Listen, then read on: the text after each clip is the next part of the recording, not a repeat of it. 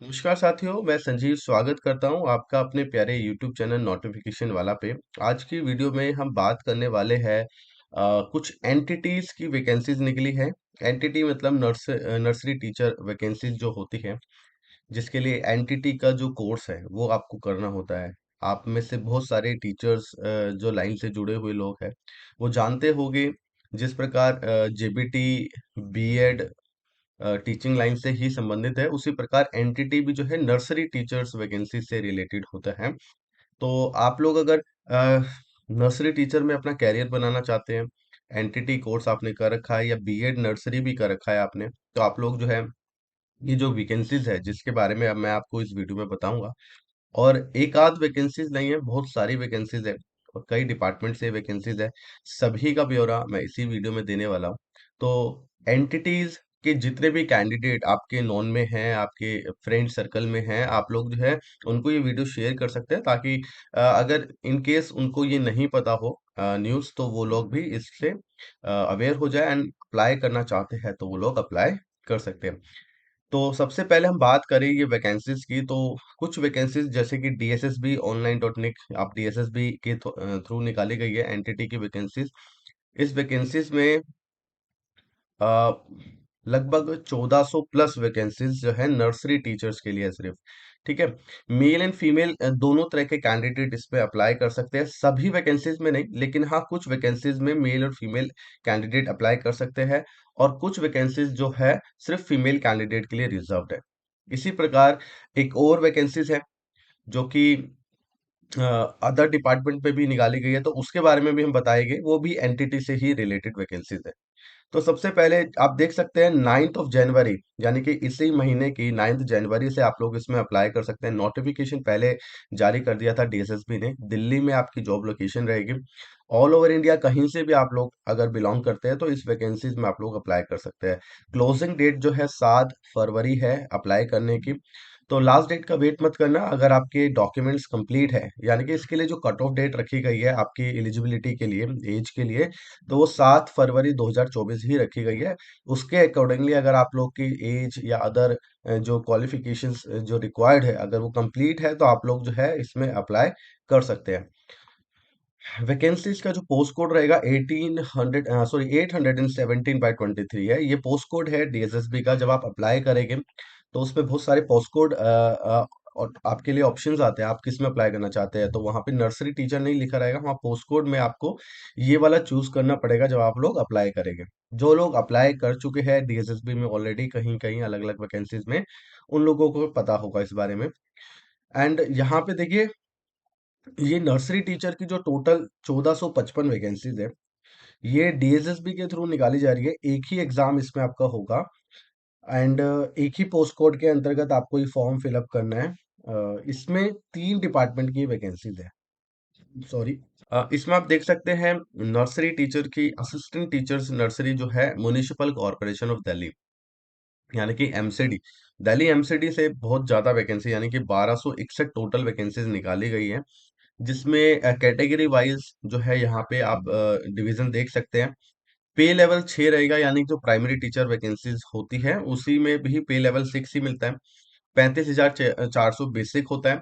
बाकी DA, HRA, TA, other allowances, medical, सब आपको एनपीएस सब कुछ इसमें मिलेगा। स्टार्टिंग सैलरी की मैं बात करूं, लमसम कुछ अराउंड में अगर बता दूं, तो 65-70 के अराउंड आपकी सैलरी स्टार्टिंग में बन जाएगी। अब आगे बात करते हैं। 7 फरवरी 2024, 7 फरवरी 2024 लास्ट डेट है इसमें अप्लाई करने की।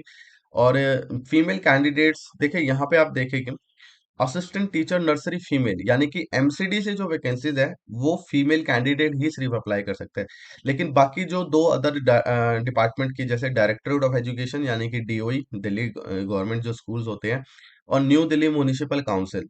ये काउंसिल जो है आपको पता ही है कि जो न्यू दिल्ली में यानी कि कनॉट प्लेस वाला एरिया आप जानते होंगे दिल्ली का, उस एरियाज में जो है एमसीडी का से अलग एक न्यू काउंसिल्स बना रखी है। ठीक है, न्यू दिल्ली म्युनिसिपल काउंसिल्स, वो काउंसिल्स ही वहाँ के सारे जो hospitals, schools and sanitation work, others departments सब वहीं से रन करे जाते हैं।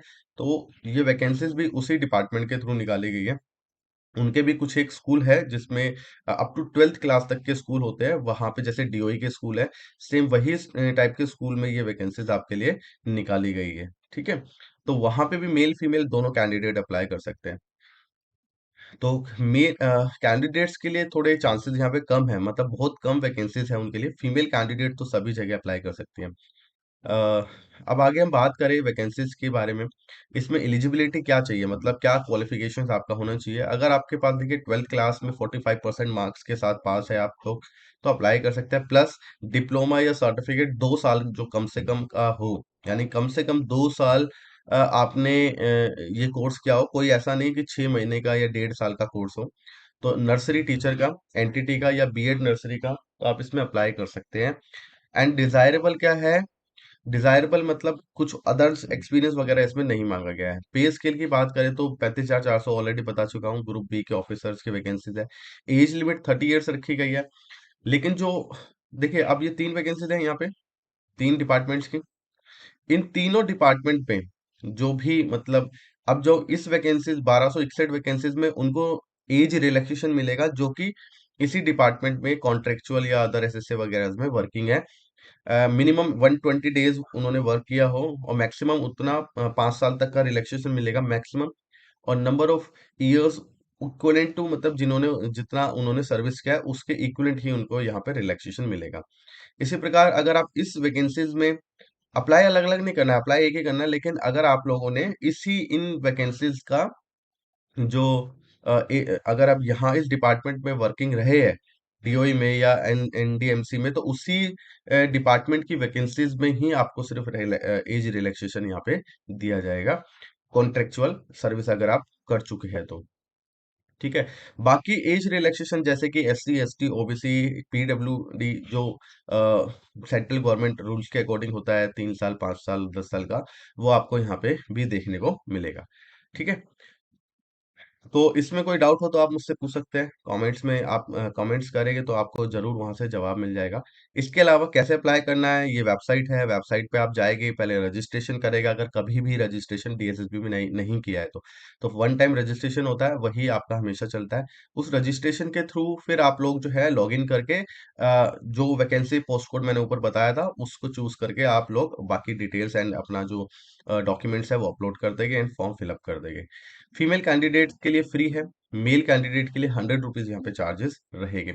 बाकी यहाँ पे देख सकते हैं एग्जेम्प्टेड, ये सब कैंडिडेट जो है एग्जेम्प्टेड है। S C S T and PW B D and women candidates, ex serviceman, इन सब के लिए कोई फीस नहीं है।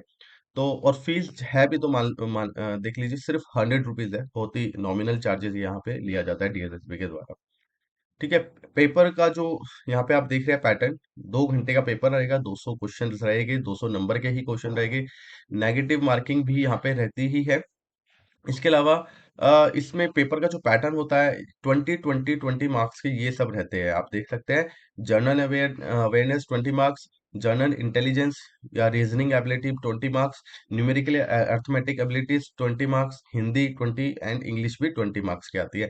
तो इस तरीके से टोटल 100 मार्क्स का ये, एंड प्लस 100 मार्क्स आपका सब्जेक्ट स्पेसिफिक, यानी कि जो आपने कोर्स किया है एनटीटी बीएड बीएलएड, उसी से बेसिस से रिलेटेड क्वेश्चन यहाँ पे पूछे जाएंगे। तो इस तरीके से टोटल 200 क्वेश्चन 200 मिनट्स में दिए जाते हैं आपको।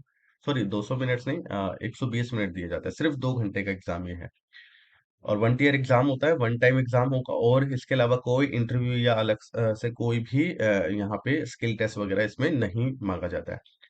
तो आप लोग, काफी अच्छी वैकेंसीज है, और नेगेटिव मार्किंग 0.25 है, वन वन फोर्थ की वैकेंसी नेगेटिव मार्किंग।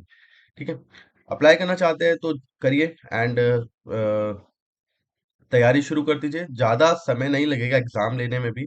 अभी भी पिछली बार जब इसने डीएसएसबी के द्वारा वैकेंसी जो निकाली गई थी, 3 4 महीने में ही एग्जाम का शेड्यूल जारी कर दिया गया था, और नेक्स्ट 3 4 मंथ में ही एग्जाम स्टार्ट भी करा दिए थे।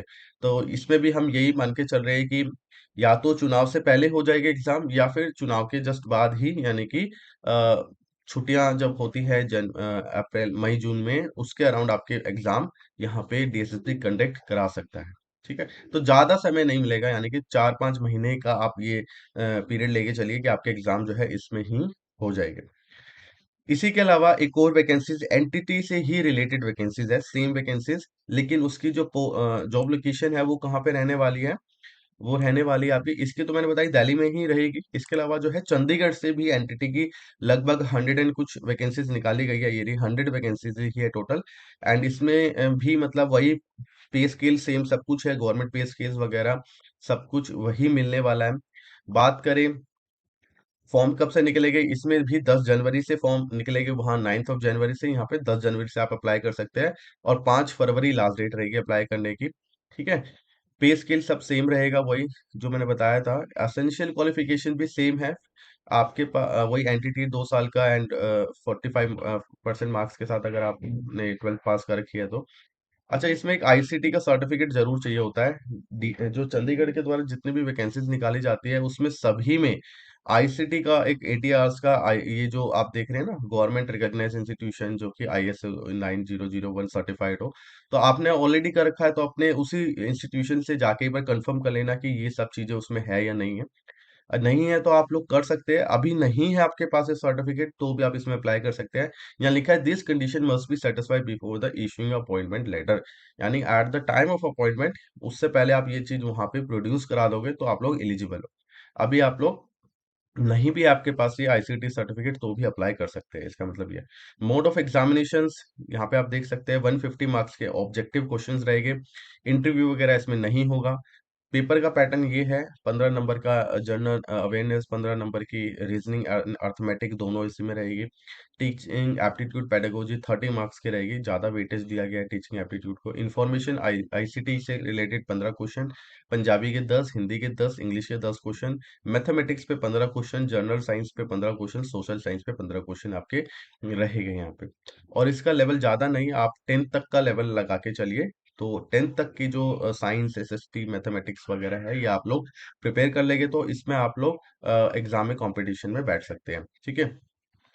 सिलेक्शन प्रोसीजर वही रहेगा, मेरिट बेसिस पे आपका सिलेक्शन यहाँ पे होने वाला है। एंड एज लिमिट जो है 18 से 37 साल रखी गई है, मिनिमम 18, मैक्सिमम 37 ईयर्स। प्लस जो वही मैंने बताया था, SC ओबीसी PWBD, वो जो बेनिफिट्स जो मिलते हैं, एज रिलैक्सेशन 3 साल का ओबीसी के लिए, SC के लिए 5 साल का, PWBD में 10 साल का रिलैक्सेशन, तो वो सब भी यहाँ पे आपको देखने को मिलेगा। एज क्राइटेरिया इस 1 जनवरी 2023 के बेसिस पे यहाँ पे मतलब जज किया जाएगा, यानी 1 जनवरी 2023 को मिनिमम 18 साल और मैक्सिमम 37 ईयर्स के आप जर्नल से बिलोंग करते हैं तो इतना होना चाहिए। ठीक है। कॉन्ट्रेक्चुअल गेस्ट टीचर्स को भी यहाँ पे एज रिलैक्सेशन दिया जाएगा, ये सब आप पढ़ लेना। ठीक है। एंड अप्लाई कैसे करना है, अप्लाई करने के लिए जो वेबसाइट है इस पे आप जाएंगे, 10 तारीख से लिंक भी दिख जाएगा, वहीं से आप डायरेक्टली अप्लाई कर सकते हैं। और फीस जो है लगभग जनरल कैंडिडेट के लिए 1000 रुपये रहेगी, बाकी एससी कैंडिडेट के लिए 500 रुपये फीस इसमें रहने वाली है। तो चंडीगढ़ या आसपास के एरिया से आप बिलोंग करते हैं तो ये वैकेंसीज आपके लिए बहुत सुटेबल रहेगी, आप लोग यहाँ पे भी अप्लाई करिए और दिल्ली वाली वैकेंसीज में भी अप्लाई कर सकते हैं। इसी के साथ ये वीडियो यहीं समाप्त करते हैं। धन्यवाद दोस्तों, bye bye, take care and जय हिंद।